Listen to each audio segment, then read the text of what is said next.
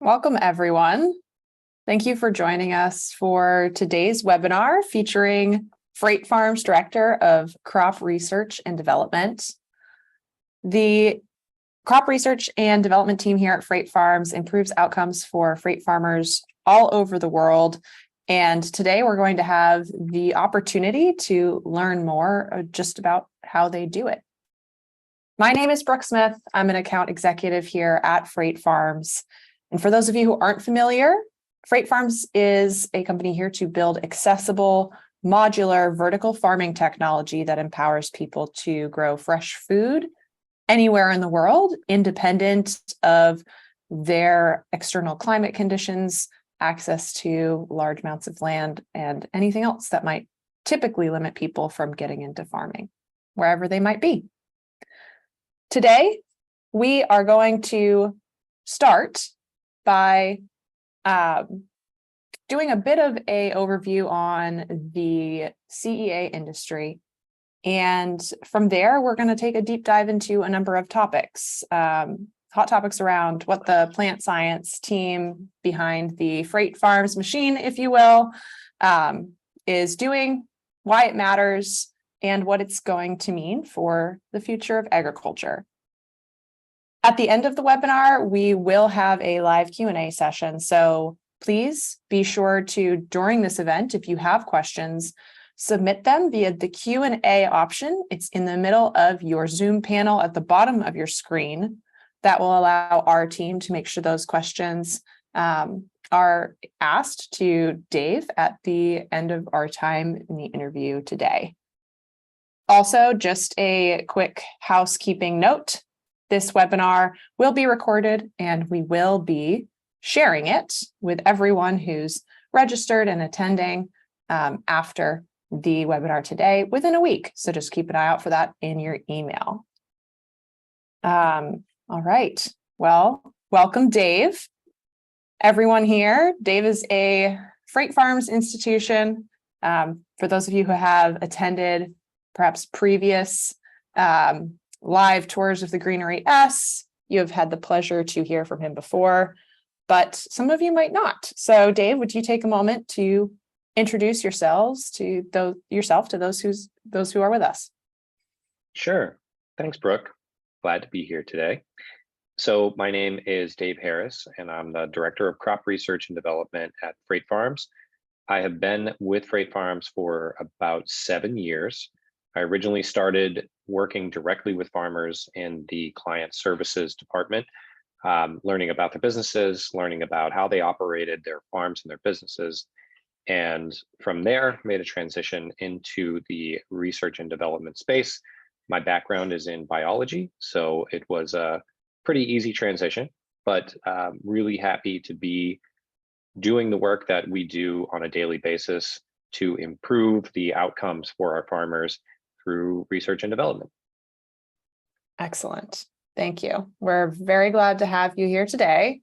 So I know you're going to provide a lot of insights for the attendees, and we're going to begin by doing a broad talk about the CEA industry, controlled environment agriculture, for those of you unaware of that acronym.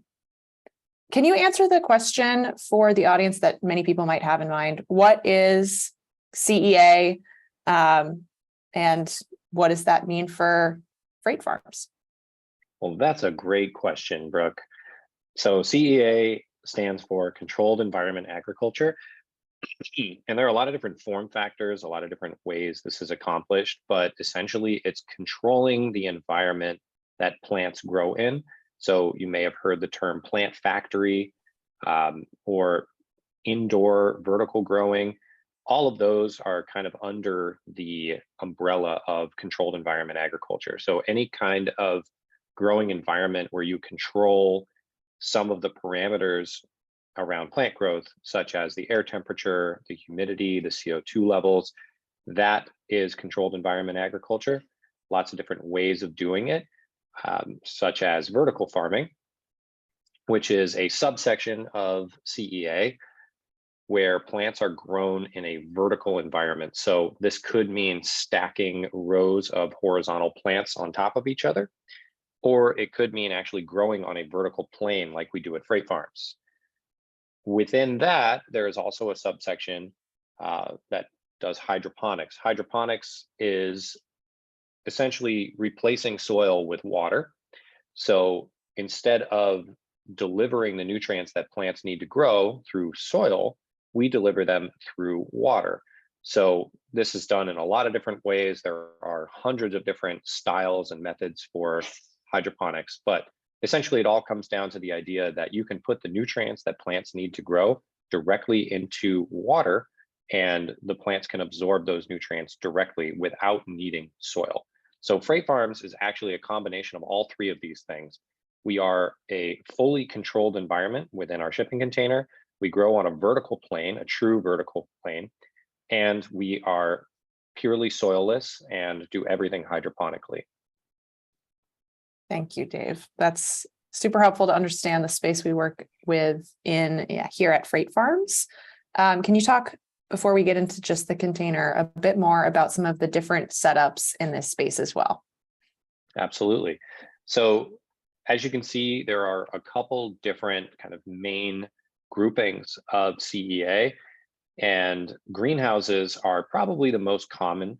They're also one of the oldest types, in the sense that greenhouses are essentially any kind of enclosure that uses either plastic or glass to protect the plants from some of the elements, things like rain, hail, or really bad weather otherwise, but still allows for the use of sunlight. So you can, if you've seen a hoop house or a giant glass greenhouse like they have in the Netherlands, these are both examples of greenhouses where they're able to use natural sunlight, but they are able to control some of the parameters inside of that environment. So things like temperature, humidity, they're also shielding them from pests a little bit as well. So they are a version of controlled environment agriculture, but they're not completely controlled. Warehouses are basically just what they sound like. It's just a big building that has an indoor farm inside of it. Most warehouses use supplemental lighting. They do not use natural sunlight. So they will use either high intensity discharge lights or LEDs like we use here, and provide all of the light that the plants need to grow from those supplemental lighting fixtures. They also have a lot more control over that environment in most cases because it's completely indoors, it's completely enclosed, and generally you can have these in urban areas as well as in rural areas where you're not necessarily sitting this on soil. This is a fully enclosed building, so you can control the air temperature, the humidity, even the CO2 levels a lot more tightly. And those represent a smaller subsection of the industry than greenhouses, but are still fairly common, especially in major cities. Aquaponics is the use of fish. Basically, it's a combination of fish farming and plant farming at the same time. So the fish naturally produce waste. That waste is high in nitrogen and other nutrients as well. And that waste is then recycled and used as nutrient fertilizer for plants. So you can have any different type, hundreds of different types of these aquaponic setups as well.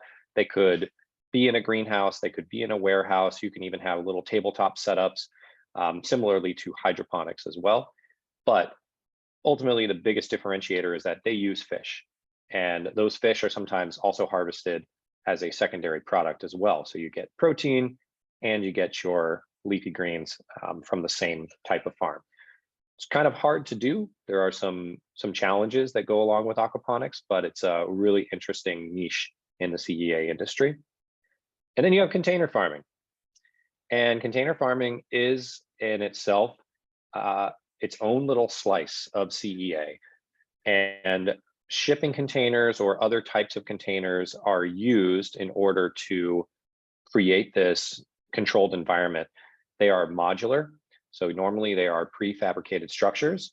They are mobile in most cases, meaning that they can be relocated. So they can be put down, picked up, moved around. They fit into a lot of the existing infrastructure. So a lot of the trucking industries and cranes and shipping industries that we have around the world know how to use a shipping container know how to move them around, which makes them really easy to transport compared to traditional, let's say a warehouse, which is more fixed. And also, they are completely enclosed as well. So they generally do not use sunlight, or they are fully enclosed. So they have a lot of control over their environment, similar to a warehouse. Great. Thanks, Dave. And can you share more with us about how Freight Farms plays a role in the container farming space? Sure. So the Freight Farms Greenery S, I will tell you, it's my favorite farm, certainly. So the Freight Farms Greenery S is our flagship model. It is inside of a 40-foot shipping container. You'll see there that final dimension, 9.5 feet. That is actually a slightly larger container than your typical 8-foot height container. This is what's called a high cube. It's fully insulated, and it's designed so that we can maintain the internal environment completely independently of the outdoor environment. So that allows us to have 70 degrees or inside this farm when the outdoor temperature is 105, or it could be -10. Either way, it allows us to control that environment and provide exactly the conditions that we want to provide to our plants to get the maximum growth and the most consistent growth over time. So that allows us to do some awesome things, such as have 365 days of production. We don't have to worry about the outdoor weather. We don't have to worry about whether it's going to rain that day, or we're going to get, clouds in front of the sun. Basically, it allows us to control the environment 365 days a year and provide consistent conditions to our plants so we can get predictable and consistent outputs. So this growing capacity here, where it says 2 to 6 tons of produce annually, that's going to depend on the type of crop that you're growing and the type of recipe that you're growing in. We'll get into recipes in just a minute because that's really cool. But it is a highly consistent environment, and that allows us, with the knowledge that we have from all the growing that we've done and the research that we've done, to create that perfect environment for that crop and get the maximum production on a consistent basis. So you can see that crops number there is 500 plus varieties. Those are just the varieties that we've tried. Honestly, you can grow anything in a freight farm. You can grow anything in most types of setups too, but you could grow anything from flowers to fruiting vegetables, things like cucumbers and tomatoes, to leafy greens, to oak trees if you wanted to. But really, our niche is growing leafy greens because they are fairly stout, they grow really quickly, and they have a fairly high value in the market. So those are typically what most of our customers will grow, because that is where they are able to be the most profitable. So, and as you can see in that last little paragraph there, these farms are designed to be modular so that you can scale them up as needed, but also allows them to be distributed. We want a distributed network of farms. We don't necessarily believe in the centralized model. There's nothing to say that the centralized model doesn't also help with the food security situation, but by distributing these farms across the world and allowing smaller farms to pop up and feed their communities gives you more of a connection to the community and helps kind of mitigate the risk of having one incredibly large facility that's very expensive and also reliant upon a demand of a very specific area.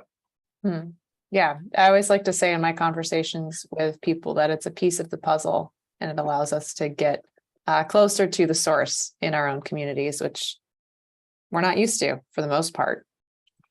Thank you, Dave. I'd agree. All right, so as we introduced you, you are the Director of Crop Research and Development here at Freight Farms, and you lead a 3-person team for all of our R&D efforts here. Tell us more about crop research and development, what it means, and what are your goals? Well, I'm so glad you asked. So I would say the motto that we have in crop research here at Freight Farms is get more with less. So essentially, that is our driving principle that basically pushes forward all of the tests and trials and experiments that we run, is how do we make our farms and our farmers more, excuse me, how do we increase the output by minimizing the inputs? So that might mean reducing electricity, reducing water usage, reducing nutrient usage, but also maintaining or increasing the outputs of the farm. So increasing the yields, maintaining the flavor, maintaining the quality, but being more efficient. And that is essentially what we are working towards every day. So some of the things that we specifically target in our day-to-day experiments are increasing yields. That's obviously a very important one because that affects the bottom line. Every farmer relies on production in order to sell, and that's how they earn. So increasing yields is a really important piece of that puzzle, of that R&D puzzle. Adjusting flavor, this is a really interesting one, and one of the cooler and more creative aspects of what we get to do. So flavor is obviously a big differentiator when it comes to what people choose to consume. So if they are given two options and one of them is very bland, but one of them has a bit more of a flavor to it, a spice or potentially a sweetness, any kind of, flavor characteristic that's going to make that product stand out, that then also commands a premium. And it also creates a demand and a buzz in whatever community is consuming that. So adjusting flavor is a really cool part of what we get to do. All of the parameters that go into growing food affect the flavor. The amount of light you give it, the quality of the light that you give it, the amount of water you give the plants, how long you grow them for, all of those are pieces of the larger flavor puzzle. And by manipulating those little factors, you can make these adjustments to flavor that aren't really possible when you don't have control over those parameters. So that one is a really fun one. Accelerating crop production here is very much tied to yield, but it also means growing different types of crops, which you'll see down there at the bottom as well. So huge part of what we do is basically validating the use of different crops. Not only can they grow, yes or no, but also does it make sense to grow this economically? That is a huge driver for most of our farmers. They want to know, is this something that I can grow and build a business around? And part of our job is to help define which crops fit into which list. As I mentioned before, really increasing efficiency, which might mean, as I mentioned, reducing energy usage, reducing water usage, reducing nutrient usage, nutrients being the fertilizer that we feed the plants, and also minimizing labor. We want to make it as easy to run a freight farm as humanly possible in the least number of hours. And so there are little tips and tricks that we're constantly learning. Sometimes we learn these from our farmers, by the way.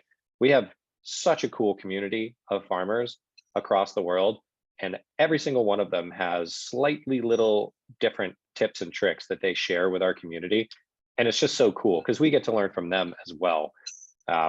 There's some really cool examples of little tools that have been invented to help tasks go a little bit quicker. And it's just part of such a cool ecosystem to learn from people that are actually doing this in the field, real farmers who are out there actually doing the thing. So all of that fits into our day-to-day, which is to drive outcomes and get more with less. Thanks, Dave. And how do you control these factors and achieve these goals in the day-to-day? So designing experiments is, it's a pretty straightforward process. Basically, we isolate one variable that we want to test in the most case, and we design an experiment.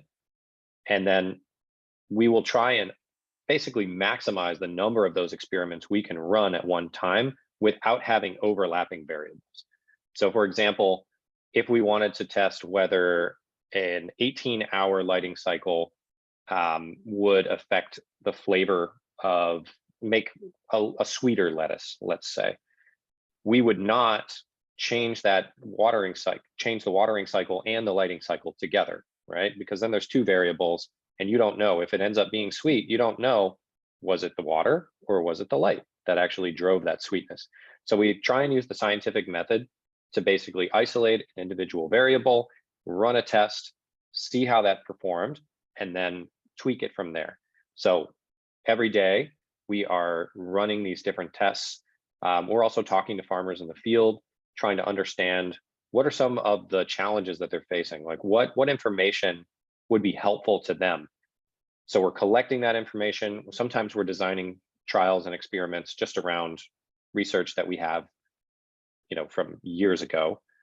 But we also are talking to our farmers, collecting information and feedback from them, and then deciding what experiments and trials we should run.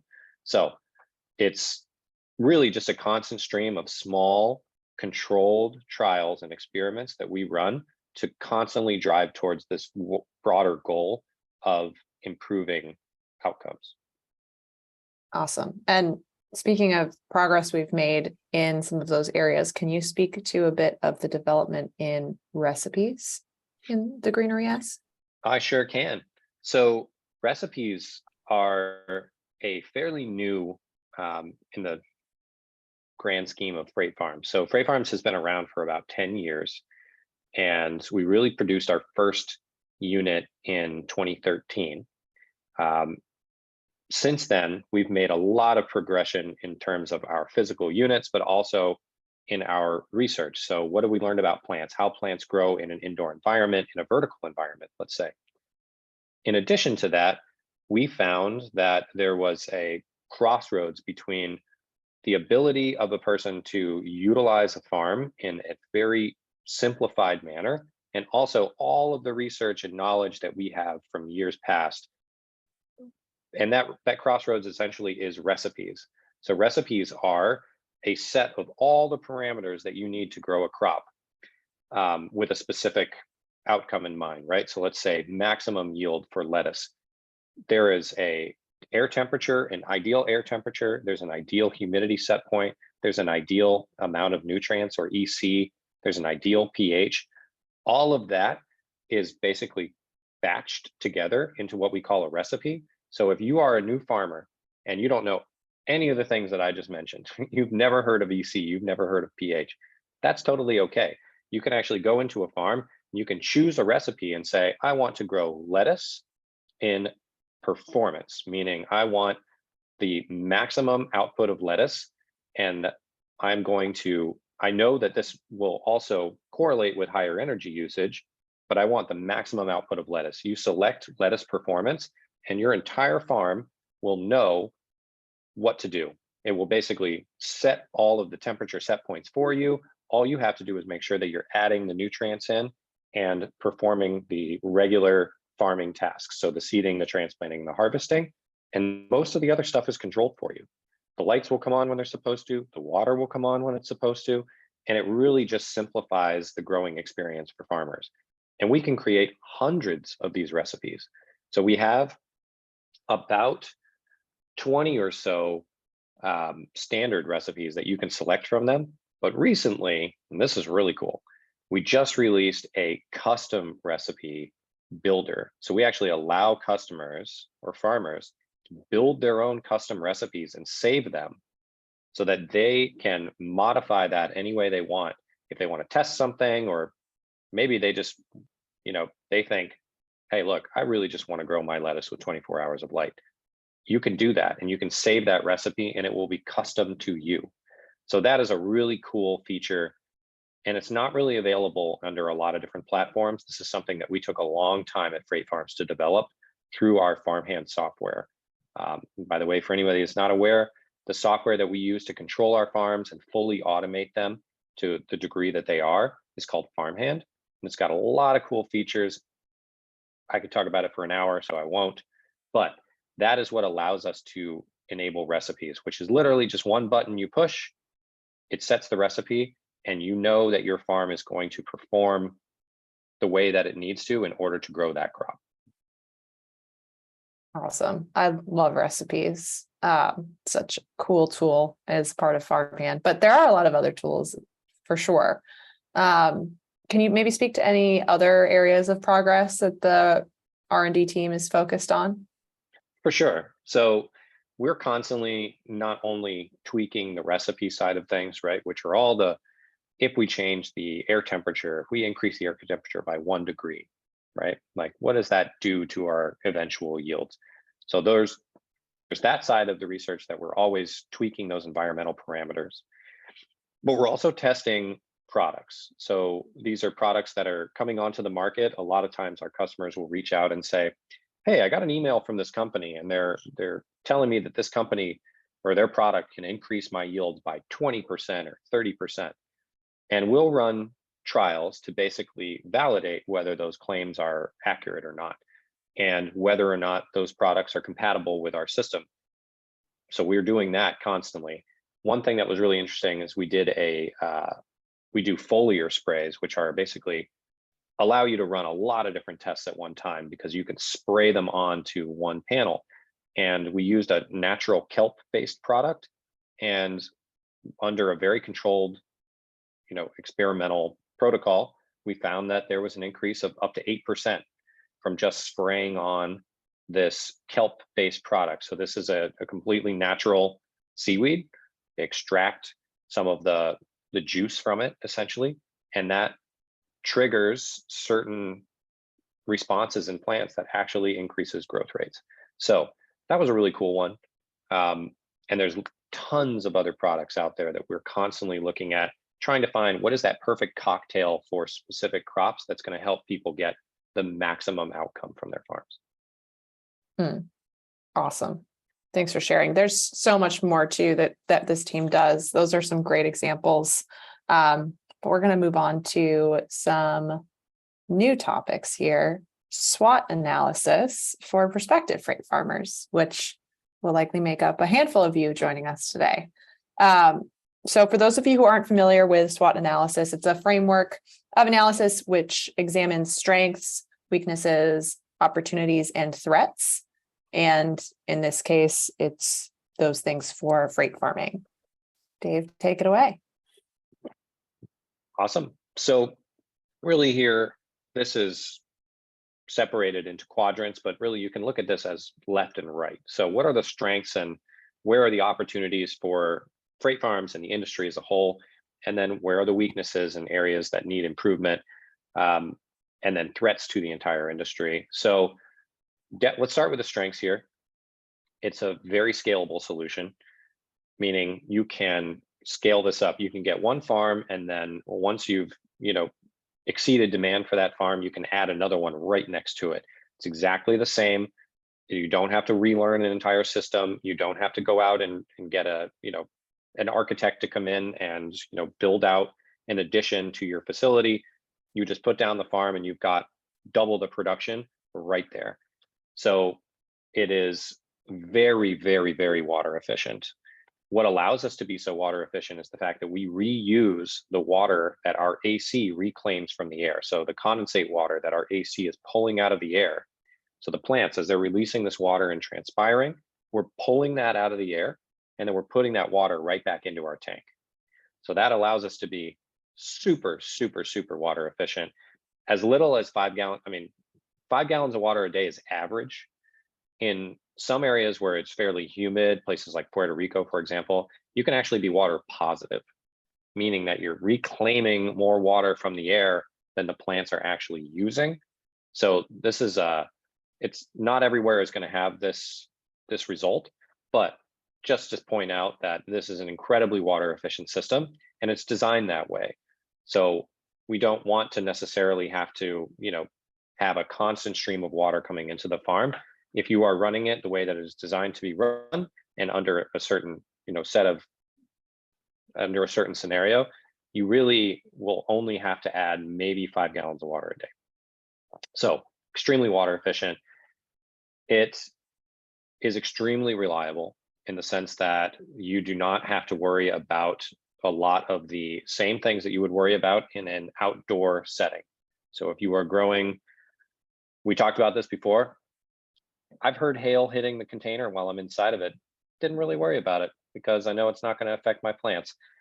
Now, if I were a farmer outdoors, I would be very worried, right? But we are completely insulated from that outdoor environment. So if you're on a tropical island where it's extremely hot, right, and you cannot grow most crops like lettuce, which is a cool weather crop or fairly cool weather crop, this allows you to do that, right? It allows you to have this little environment, this perfect little oasis for your crops to grow. If you're in an extremely cold climate where you can't grow anything because it's just too darn cold, you can grow inside this, create that same oasis 3,000 miles away. And that really allows for reliability from across the entire span of a year to grow whatever it is you want to grow. So the last thing you'll see here is that it's great for areas that aren't good for growing traditionally, right? So we just talked about those extreme environments, but also places where arable land is being basically degraded. So if you're in a farming community, but you lose farming land every day or every year, this is a very small footprint that produces a lot of food and allows you to grow it 365 days a year. So it's not just for those extreme environments where it's really cold or really hot. It's also good for places where you do have an agricultural community or an industry there, but it's either dominated by very large scale farmers that are producing, commodity crops, or in a place where you're losing arable land just due to, land degradation, climate change, whatever it may be. Mm. Apologies, my headphones died. Can you still hear me? Loud and clear. Awesome. Let's see. So weaknesses are also a real thing, and there's something that allow us to be, can you still hear me now? Mm-hmm. Okay. And basically allow my team to have a lot of clarity about what our goals are, right? Electricity usage is one of those. We know that electricity usage is high, comparable to an outdoor farm where you just use the light from the sun, right? Most of that energy usage comes from powering the lights and using the HVAC system to cool and dehumidify the farming environment. So finding ways through really creative recipes and more efficiency in equipment, and really just the little tweaks in plant science that really weren't clear 20 or 30 years ago to really drive that efficiency and improve on those numbers. Zoning, this is a new industry. This is a new type of technology. It's starting to get a little bit more, appreciation from different places and different communities and municipalities where they've seen it before. But for the most part, if you're moving into a city, they may not know what a container farm is. So it can often be, it can straddle a couple of different, designations. It's not a building. It's not a traditional farm. It's not agricultural equipment. It's somewhere in the middle. So zoning can be one of those things where it takes a little bit of time. It takes a little bit of education to really get your local community to understand what you're trying to do and to be supportive. So that's something that Freight Farms provides a lot of help with during the planning process, and we know how to navigate that process. So please talk to us about that. There's money involved. It is a piece of equipment, just like it would be if you were starting a traditional farm where you have to buy land, you have to buy a piece of equipment. So that initial investment, though, we do try. Part of my job and part of everything that we do at Freight Farms is to drive the ROI on that. So just know that you have an entire team behind you with their goal is to help our farmers achieve the best ROI possible. And once again, if you're growing in a lush environment where you have lots and lots of farmland around, there are certain places where it does make sense to have a freight farm. But if you're competing with the same crops that you would grow inside, it may not make sense, and that's okay. It really is a really good solution in some very, very specific markets, and then it's a decent solution in others. The cool thing about a freight farm, though, is that you can switch the crops that you grow very dynamically. You can choose to grow lettuce one week, and the next week you switch over to arugula, you don't have to do anything except plant that plant and harvest the plants that were in the space that you're going to plant your arugula into.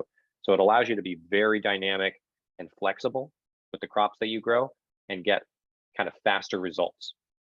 You don't have to amend the soil. You don't have to do any of that extra stuff. It's just put the plants in and let them grow. And then certain crops, as we mentioned, you can grow anything in these farms, really anything. I know maybe one crop in the entire world that I would say cannot be grown hydroponically, but there are certain crops that just make more sense financially. So if you are in an area where lettuce is grown commercially, that tends to be one of the more popular crops that farmers grow. That doesn't mean you can't make a viable business growing something else, but that's going to be a challenge because a lot of our farmers traditionally aim at those leafy greens. So those are some of the weaknesses, but I'd say the strengths in most cases outweigh a lot of those weaknesses if you are in a specific set of circumstances. Excellent. Thank you. Yeah, and all of this can lead to some really great opportunity when given the right business plan and execution of that business plan, which of course is what my team helps people do. And we're powered by the research you do, Dave. So it all comes around. Excellent. So with knowing some of that SWOT analysis, let's move on to advancing vertical farming, something that you do work in every day here at Freight Farms. Having examined that, let's talk a little bit more about what the future might look like in terms of advancements here at Freight Farms and for CEA in general. Well, I think every day we learn something, and that is the beauty of being in a nascent industry like indoor farming, where even though it's been happening for if you count greenhouses, we're talking 50 to 100 plus years. There is so much to learn, and we really do learn something every single day that we are working with plants and growing in one of these environments. So the energy consumption is probably top of mind. We definitely want to drive towards better efficiency and lower energy consumption per unit of product, right? And this is something that the entire industry, not just freight farming or container farming, is aiming towards. We're talking every single niche within that category that you saw within those broken out categories of CEA are all driving towards this goal. Farms that use greenhouses, they have less of an issue because most of their light is coming from the sun, but they're also cooling that space in a lot of scenarios. So that also is an energy driver. And we're really, as a company, we are trying to increase the visibility of this technology. We want more people to know about it. That's a big part of what we do as well. And that's why we spend so much time sharing, marketing the product, because we want people to know that it's out there. A lot of people still have no idea. It's possible. And my other headphone died. So can you still hear me? Yes. Awesome. Okay. So most people do not know that this is even possible. I'd say the vast majority of people in the world, if we count the entire, the full population of the globe, a lot of people don't know that this is a thing. So we want people to know about it. We want them to know that it's possible, and we want to lower the barrier to entry for farmers. So the future of vertical farming will be more vertical farms, very simply put, right? There will be more plants that are grown in a vertical controlled environment, agriculture environment, because we need it. We do not have the food production currently to support the growth of our population. As we continue to have more people on this planet, we need more food, and we need more high quality food too.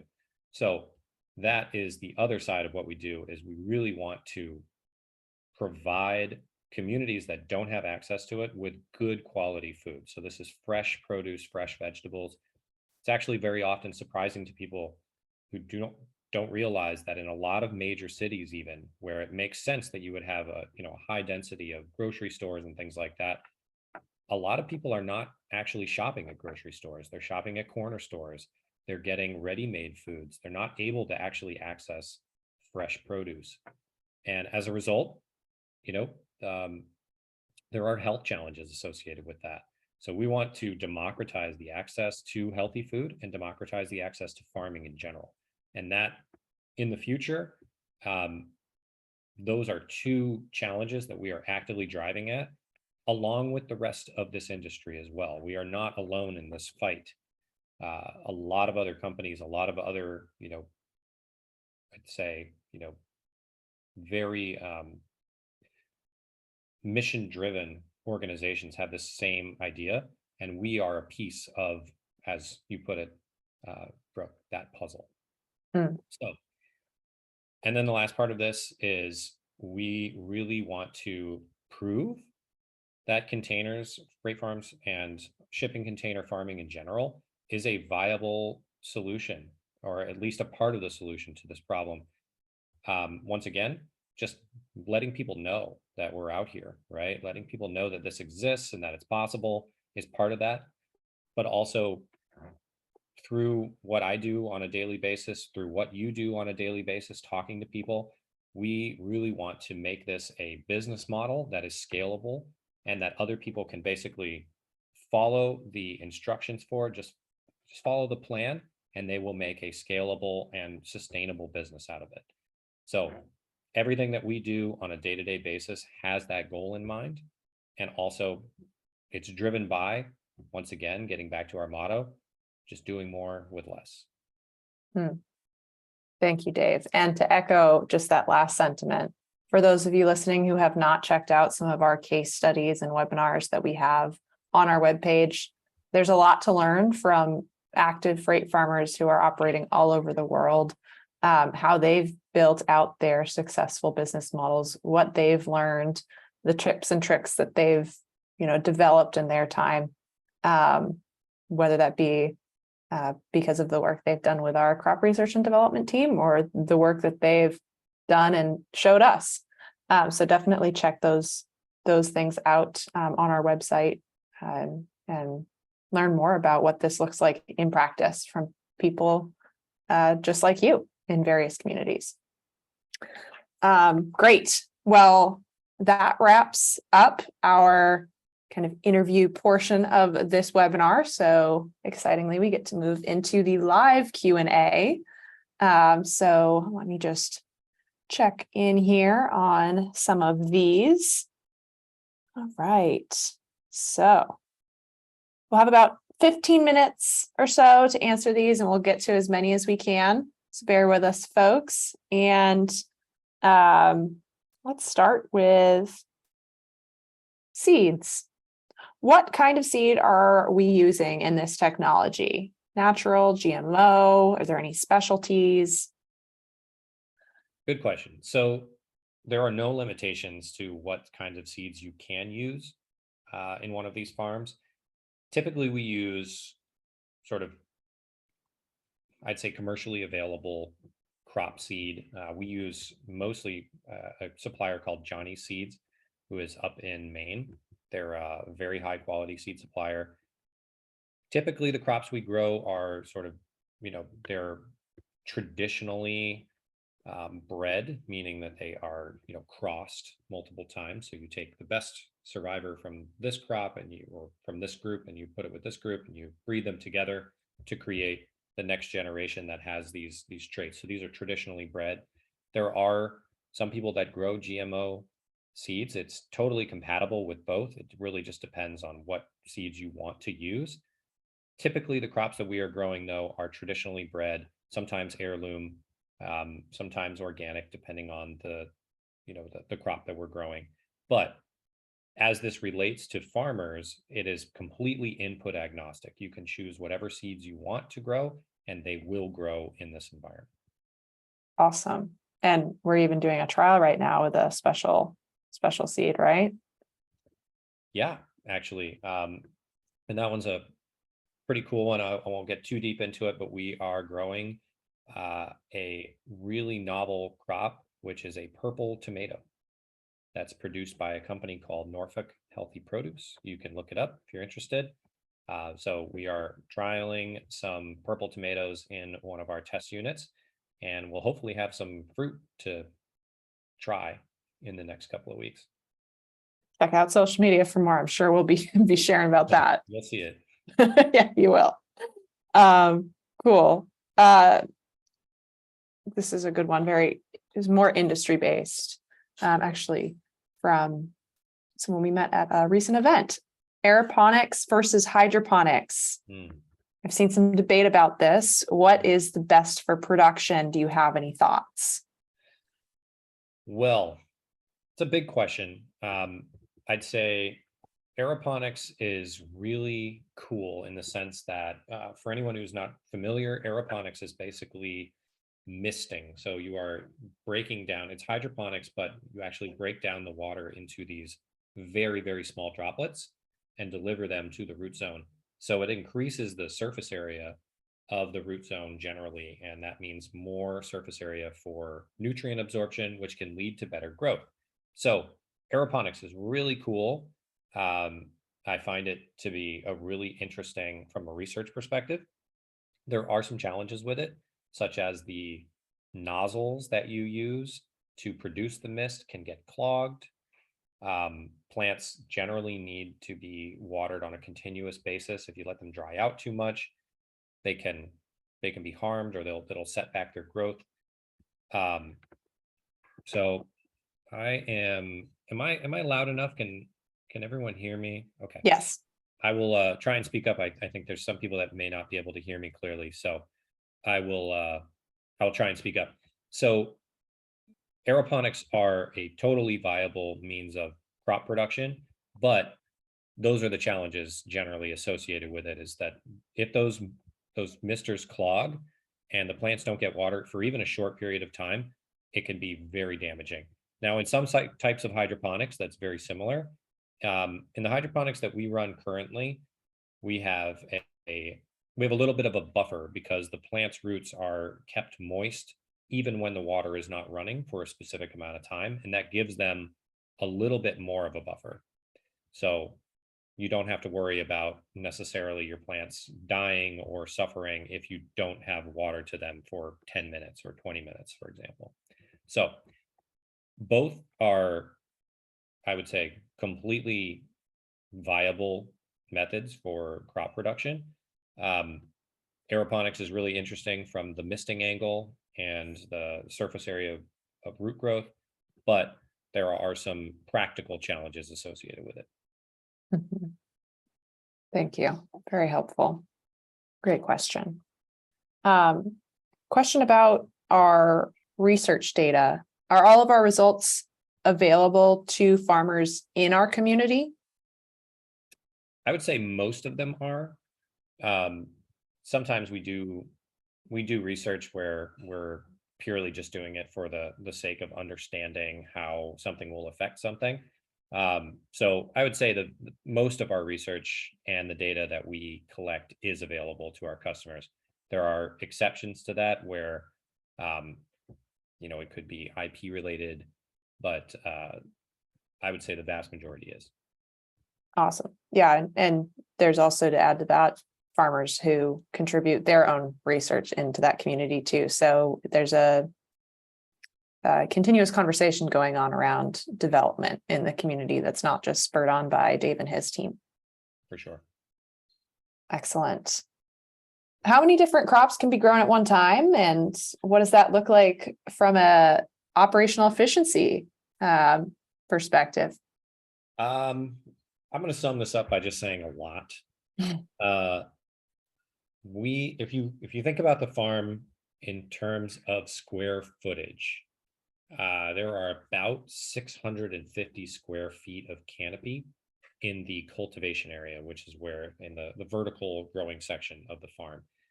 And as a result, you can basically put whatever plants you want into those planting sections.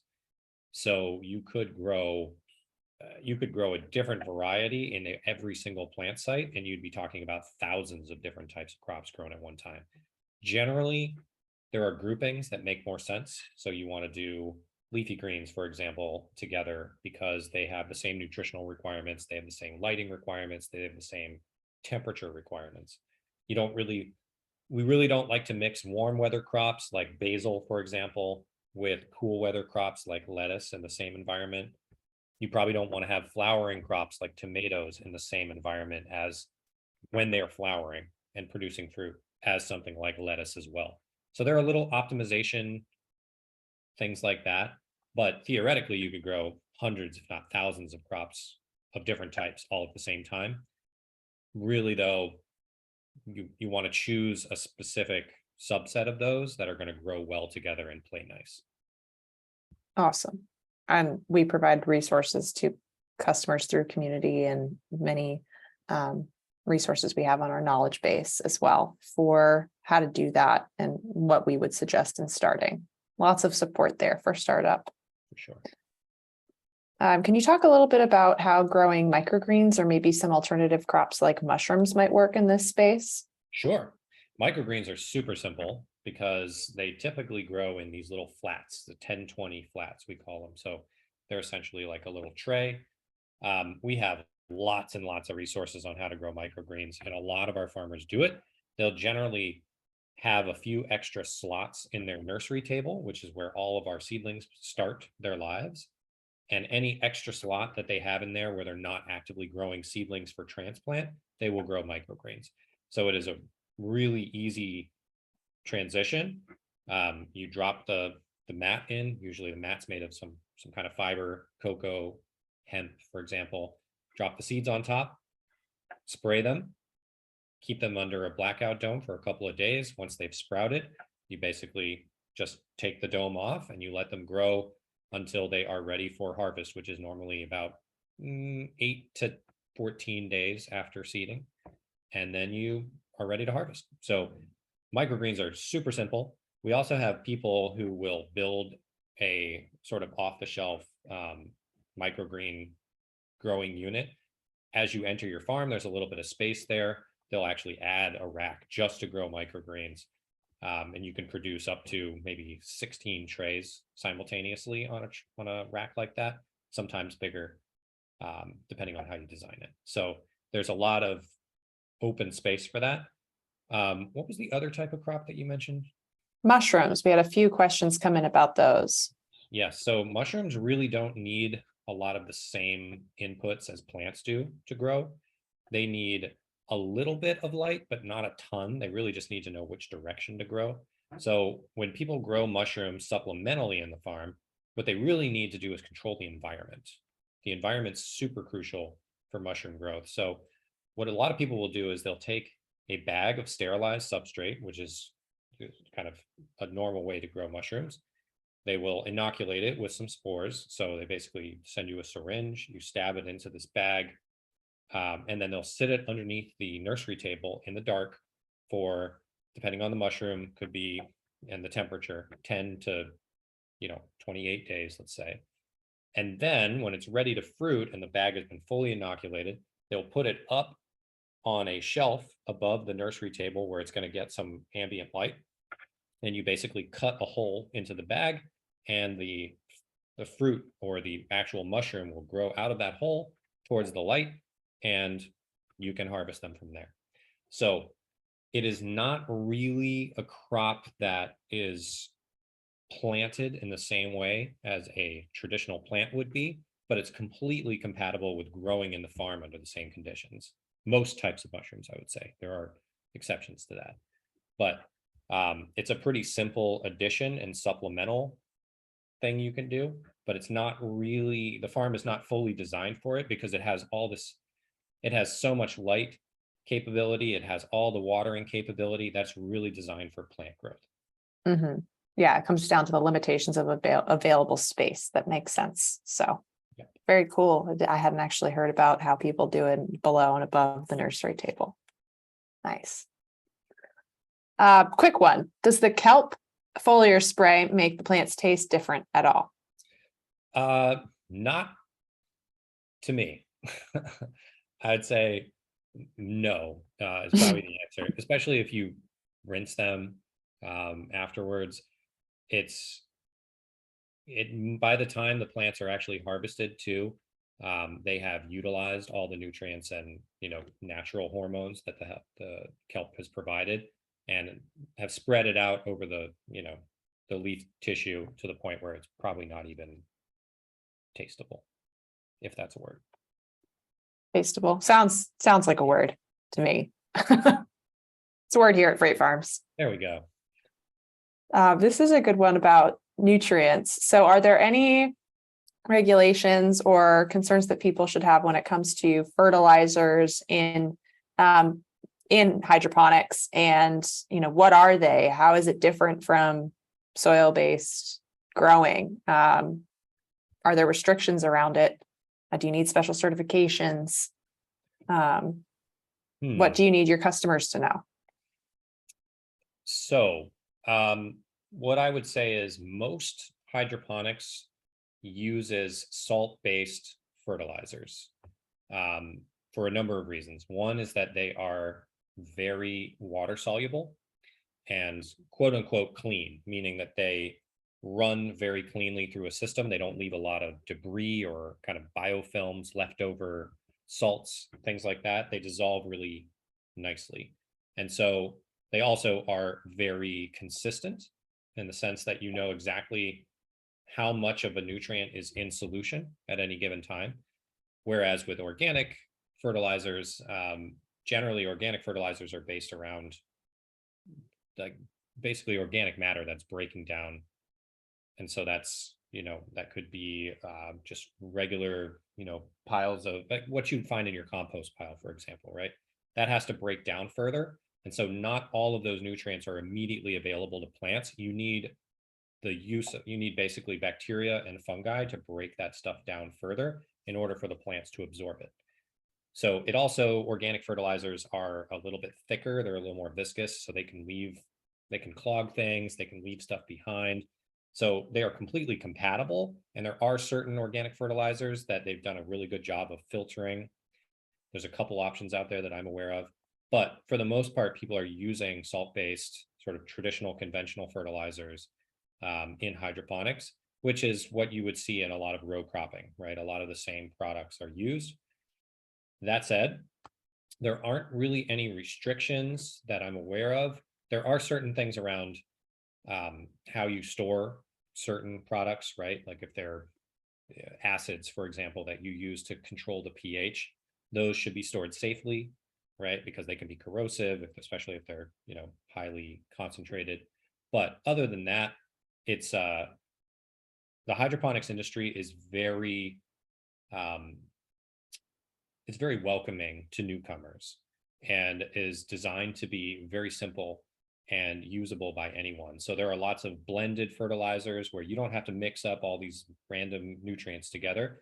They come in an A and a B form, right? And you just have to mix them at a certain rate and mix them and dose them together. So most hydroponic growers will use a salt-based fertilizer, including most of our freight farmers, but we do have farmers out there that will use organic-based fertilizers as well. But there are some additional considerations like cleaning schedules and things like that you have to keep in mind. Great. Yeah, that's super helpful. And Dave and his team developed an excellent nutrient line available through our shop. So we have a lot of great resources around that you can certainly follow up if you have questions on. All right, we're getting close to time, but I have one more question I want to ask you, Dave. This is about experimenting with new varieties. How does Freight Farms guide customers through experimenting with a new crop variety, whether that's new to them or maybe new to Freight Farms? Good question. So most of the varieties that we hear from customers are things that we have grown before. So we'll normally just draw on our previous experience and say, okay, follow these instructions. We'll also be able to definitely, in most cases, we can choose an analog crop. So something that's very similar in type, may not be that exact crop, but it's something that's very similar and will need the same conditions. So we'll normally start there. But then if it's something that is very specific, or needs its own recipe, its own environment, then we'll generally build a project plan to basically put that into our log of crops that we need to test, and then we will fit it in to actually test at our HQ and develop that initial set of parameters that we need. So in some cases, we'll actually work directly with customers as well, depending on how much of their farm they're willing to dedicate to research space. But for the most part, we will fit it into our schedule of testing at our HQ, and then test it when the space is available. Awesome. Thank you. Yeah, I know you've worked with a few customers on some special crops, so it's definitely something that piques Dave's interest. So see if you can find one he hasn't grown.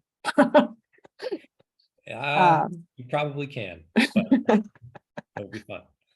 Awesome. All right. Well, that's all the time that we have for questions, everyone, today. If you have a question that was not answered, we will be taking those down so we can follow up with you on those afterwards. You should be hearing from your account executive, whether that's me or someone else. We will follow up, and thank you all so much for joining us today for this conversation. And thank you, Dave, for sharing all of your wealth of knowledge. Happy to be here. Awesome. All right, everyone. Catch you later.